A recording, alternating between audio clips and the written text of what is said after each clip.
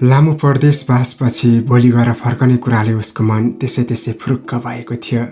घर सम्झने बित्तिकै मनमा यति खुसी र रमाइलो उसलाई पहिले कहिले लागेको थिएन। हुन त अघिको भन्दा यसपालिको परदेश बसाइ निकै लामो भएको थियो। कामै त्यस्तो थियो यसपालि, चिताउने बित्तिकै हिँड्नै नपाइने। अघिल्ला पटकहरूमा भन्दा विशेष थप भने उसकी नवविवाहित दुलही नै थिइन्। विवाह गरेको महिना दिनपछि नै ऊ परदेश लागेको थियो। जति नै चाँडो गर्दा पनि 5-6 महिना त उसको त्यसै बितेर गयो।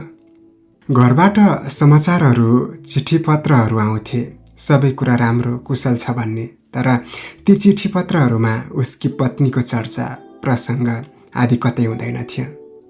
नयाँ दुलही भएकीले होला तिनले पनि कुनै पत्र लेखिनन्, न उसले नै लेखेका पत्रहरूमा पत्नीको कुनै चर्चा गर्यो। चिठी लेख्न थाल्दा कुनै कुनामा पत्नीका बारेमा केही लेखौँ कि भन्दै पत्र पट्याएर खामभित्र हालिसकेको हुन्थ्यो। जतिपल्ट आँट गरेर पनि उसले पत्नीलाई अलग्गै भिन्दै पत्र लेख्नै सकेन।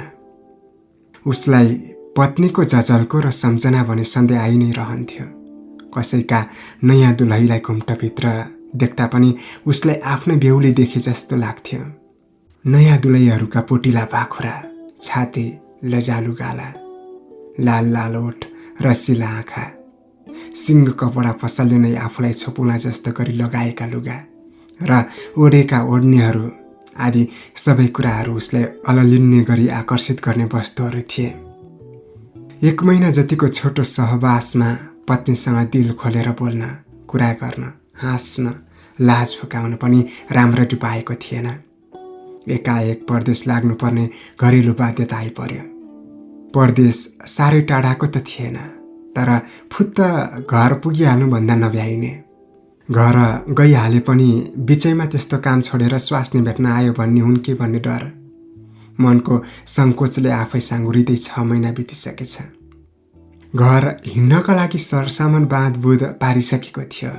घर जाँदा रित्तै के जाने, केही त लानै पर्यो, सोच्यो निकै बेर। इलाम जिल्ला पूर्वी पहाडको सबैभन्दा उन्नत जिल्ला हो। हावापानी राम्रो, जनचेतना उच्च, सफा सुग्घर र आकर्षक छ। कृषि उत्पादनमा त्यहाँका मान्छे मेहनती छन्। आलु, ओलन, अम्लिसो, अम्बा, अलैँची, इस्कुस, अकबरे आदि इलाम जिल्लाका नगदी बालीहरू हुन्। इलामबाट झर्नेले केही लिएर घर गएन भने त्यो नसुहाउँदिलो मानिन्छ। उसले केटाकेटीका लागि इलामको नामी मिठाई बम्बईसन 1 केजी किनेर झोलामा हाल्यो। फाटाफुट्ट अरू सरसामान पनि खरिद गरे। तरकारी केही खरिद गर्नु पर्यो भन्ने मनमा सोच्यो। इलामबाट घर जाँदा ताजा तरकारी लैजानु राम्रो मानिन्छ। तर बजारमा सब्जी भने जस्तो केही थिएन। यसो अलिकति सागका मुठाहरू, केही इस्कुसका जरा, केराउका कोसाहरू र सबैभन्दा धेरै चाहिँ इस्कुसको थुप्रो मात्र थियो। जताततै इस्कुस नै इस्कुस। सस्तो पनि भएछ पहिलाभन्दा। सोच्यो 1 बोरा इस्कुस नै लगे निकै दिनलाई पनि हुने। अलिक छिपिएका छानेर लगे खान पनि सजिलो, फारू पनि, सस्तो पनि। ऊ ठुला ठुला इस्कुसका थुप्रोहरूका नजिक गई इस्कुस छान्न थाल्यो। इस्कुस मजाले छिपिएका थिए। तिखा तिखा काँडाहरू उछिटिएका, बाक्ला र कडा बोक्रा, पोटिला देख्दैखेरि भेट्नुदेखि नै तनक्क तन्किँदै पिठतिर फुक्दै, कुनै नर्तकीको कम्मर जस्तो ठाउँ सुक्दै, सोट सिका नितम्ब जस्ता देखिने इस्कुसका दानाहरूलाई उसले एकछिन घोरिएर हेरिरह्यो। हेर्दै उसलाई आफ्नै शरीर अनौठो किसिमले अप्ठ्यारो हुँदै आएको अनुभव भयो। उसले एउटा छिपिएको इस्कुस हातमा उठाएर हेऱ्यो। चस्स हत्केलामा घोच्यो काँडाले। बिस्तारो समातेर भेट्नदेखि तलैसम्म हेऱ्यो। इस्कुस अलिक तलदेखि अनौठोसँगले खुम्चिँदै गएर फेदमा केही चिरिएको जस्तो भएको थियो र त्यही ठाउँमा भित्रैदेखि जिब्रो चेपिएर निस्किएको थियो। हेर्दै ऊ टोलाएछ। निकै घोरिएर हेर्नुभयो त भाइ? व्यापारीले उसलाई झस्कायो। लाजले उसको अनुहार रातो भयो। व्यापारी पनि मुसुक्क मुस्कुराएर अर्कोतिर फर्क्यो। तर उसले हातको इस्कुसलाई भुइँमा राखेन, बरु भाउ सोध्यो। ऊ इस्कुसका दानाका आकारतिर केन्द्रित थियो। बिस्तारै उसले छिपिएका इस्कुसहरू छान्यो र तौलिन लगायो राम्रा राम्रा छिपिएका 4-5वटा बेग्लै झोलामा राखी बाँकीलाई एउटा बोरामा कस्न लगायो। फर्कदा ऊ बाटामा त्यसै नसालु जस्तो थियो।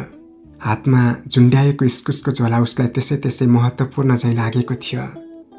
बाटामा भोक लाग्ला सोचेर गोरखको पसलमा छिरेर मालपुवा र तरकारी माग्यो।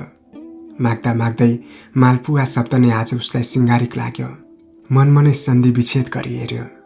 माल प्लस पुवा अर्थात् माल। सधैँ खाने उसको नास्ता नै त्यही थियो, तर आज त्यसको नाम उसलाई विशेष प्रकारको लाग्यो, जसले भर्खरै उत्खनन गरेको अर्थ र त्यसको रूप आकार आदि हेरेपछि त्यसलाई खानुभन्दा गम्नुमा बढी रमाइलो लाग्यो उसलाई। निकै बेर त्यत्तिकै बसिरहेको देखेर होला गोरखले भन्यो, आज के भयो सर, किन नखाएको? उसले कुनै जवाफ नदिई खान थाल्यो। सम्झियो भर्खरै उसले इस्कुस पनि किनेर ल्याएको छ, छिप्पिएको जिब्रो निस्किएको। पसलको भित्तामा विभिन्न रूपमा पोस्टरहरू टाँसिएका थिए। धुवाले रङ बिग्रिँदै गएका ती पोस्टरहरू भगवानका, फिल्मी कलाकारका, केही अर्धनग्न युवतीहरूका अनेक खालका थिए। सधैँदेखि आएका ती पोस्टरहरूले उसलाई खासै आकर्षण गरेका थिएनन्, तर ती मध्येकै बीचमा एउटा पोस्टरले भने उसलाई नतानी छोडेन। त्यो पोस्टरमा एउटा बलियो न बलियो गाई थियो, तर त्यसको टाउको भने आइमाईको थियो। घाँटीदेखि उँभो एउटी रूपवती आइमाईको गरगहना र सिङ्गारले सजिएको अत्यन्त आकर्षक अनुहार थियो। घाँटीदेखि तल पखेटा समेत भएको गाईको बलियो शरीर थियो। पोस्टर हेर्दा हेर्दै उसलाई हुरुक्क हुने गरी लाज लाग्यो। रूपवती स्त्रीको टाउको गाईका शरीरमा जडान गरिदिएपछि गाईका अगाडिका खुट्टाहरू हातका रूपमा देखिँदा रहेछन्। चारपाउ टेकेर घोप्टो परेकी निर्वस्त्र सुन्दर स्त्री जस्तो त्यो रूप हेर्दै छि कस्तो लाज लाग्थ्यो। उसको शरीर जिरिङ्ग भएर आयो। झन्डै उसले त्यो गाईको घाँटीभन्दा माथि आफ्नै पत्नीको टाउको जोडेछ जसङ्ग भयो। छि कति नाङ्गो फोटो। तर पनि उसलाई त्यो पोस्टरबाट आँखा हटाउन मन लागेन। निकै बेर हेरिरह्यो। गोरख छेउमा आएर बोल्यो, सरलाई यो पोस्टर निकै मन परे जस्तो छ। मलाई पनि यो पोस्टर साह्रै मन परेर ल्याएको। हेर्नुहोस् न, गाईको शरीरमा लक्ष्मीको टाउको जोडेर गाईलाई साक्षात देवीको रूपमा प्रस्तुत गरिएको छ। गोरखका कुरा उसले त्यति ध्यान दिएर सुनेन। सोच्यो, अश्लीलता मान्छेले वस्तुलाई अर्थ दिएर बनाएको रहेछ। गाईको शरीरमा स्त्रीको टाउको जोडिदिए त्यो नाङ्गो देखिने लाजलाग्दो हुने रहेछ। प्रकृतिमा मानिस बाहेक सबै चिज नाङ्गो छ, तर लाज चाहिँ मानिसलाई मात्र किन लाग्ने? नास्ता खाएर पसलबाट बाहिर निस्कँदा उसको आँखामा त्यही पोस्टर नाचिरहेको थियो। घरिघरि गाईको घाँटीमाथि आफ्नी पत्नीको टाउको टाँसेपछि गाईको पुच्छरपट्टिको भाग हेर्नै नसकिने लागिरहेको थियो उसलाई। यात्राभरि उसका मनमा अनेक कुराहरू आइरहे। आँखा अघि पर्ने हरेक दृश्यहरूले नयाँ नयाँ अर्थहरू बोकेर आइरहेका थिए। बाटामा देखिने प्रत्येक स्त्रीहरूमा रूप, रङ्ग र सौन्दर्यको भण्डार एउटै भित्र प्रकृतिले घोप्टाइदिए जस्तो लाग्थ्यो। युवती, प्रौढ र वृद्धहरूमा पनि उसले कतै न कतै रूप र आकर्षणका विशिष्टहरूता भेटिरहन्थ्यो। स्कुल गइरहेका छात्रहरूमा उर्लिएको चञ्चलता र शारीरिक उत्सर्गता, विवाहित नारीहरूमा देखिने धीरता, सबैमा ऊ आकर्षित थियो। घर फर्किँदै गरेको उसको यो यात्रा यसपालि विचित्र मनस्थितिमा दौडिरहेको थियो। साँझ परिसकेको थियो घर पुग्दा। सरसामान बिसायो, लुगा फेर्यो, हात खुट्टा धोयो। उसलाई आफ्नै कोठामा पस्न पनि कता कता लाज लागे जस्तो, अप्ठ्यारो, असजिलो जस्तो लाग्यो। सङ्कोच मान्दै कोठामा पस्यो। कोठा आफ्नो जस्तो थिएन। कोठामा जतासुकै आइमाई नै आइमाईको उपस्थिति अनुभव भयो। उसको उपस्थिति भित्तामा सजाइएको फोटोमा बाहेक कतै देखिएन। आल्नाभरि पत्नीका लुगा कपडा, ड्रेसिङ टेबल उनकै सिँगारका लागि, सजावटका सबै कुराहरू पत्नीमय। उसलाई कोठाको बास्नाले नै गम्भीर रूपले लट्ठ्याउँदै ल्याए जस्तो लाग्यो। बस्न नसकी टोलाएर उभिरहेकै बेला बिरालोको चालमा बिस्तारै कोही भित्र पस्दै गरेको चुरा बजेको आवाजले थाहा पायो। फर्किएर हेऱ्यो, उनै थिएन। ठ्याक्कै तिनै गाईको घाँटीमाथि सजिएकी। हेर्न सकेन पटक्कै। थुक अड्कियो, होक्क। उनी के लिन आइथिन् होला, हतार हतार बाहिरिन्। गएको पछाडिपट्टिबाट देख्नु पर्ला भने झन् हेर्नै सकेन। फतक्क गले जस्तो भयो र बस्यो पलङमाथि। तर लाग्यो ऊ कसैको काखमाथि बसेछ। उठ्यो जुरुक्क। गलेको थियो, धेरै बेर बस्न सकेन, चाँडै सुतिहाल्यो बेलुका। बिहान उठ्दा शरीर ताजा हलुङ्ग भएको थियो। मन पनि हिजोको जस्तो चञ्चल थिएन। बिहानको उज्यालो र कलिलो घाम ज्यादै प्यारो लाग्यो। मनमा शान्त र सुन्दर कुराहरू खेलिरहेका थिए। त्यसै दार्शनिक चाहिँ विचारहरू आउँदै हराउँदै गर्थे। बिउजदा खाटमा ऊ एक्लै थियो। सम्झना खोज्दा राति साथमा पत्नीको भयानक उपस्थिति ताजा स्मरण भएर आयो।